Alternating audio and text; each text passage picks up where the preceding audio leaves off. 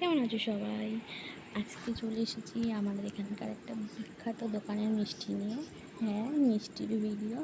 তার কারণ হচ্ছে আমাদের বাড়িতে দুপুরে খেয়ে ওঠার পরে বলো বা রাতে খেয়ে ওঠার পরে বলো, আমাদের মিষ্টিটা ম্যান্ডেটরি।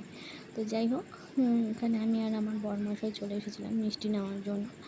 আর যারা এখানে থাকো তারা মনে হয় বুঝতেই পারছো আমি কোন দোকানে এসেছি। তো যারা জানো না তাদের বলছি, এটা হচ্ছে আমাদের এখানকার রহড়ার মিষ্টির দোকান। মানে এত সুন্দর মিষ্টির টেস্ট নিয়ে তো কোনো কথাই হবে না।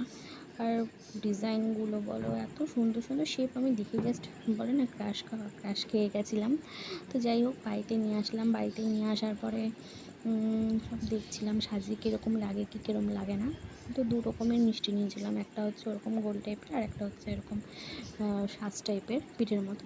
সো যাই হোক, সবার ভালো লাগলে লাইক শেয়ার কমেন্ট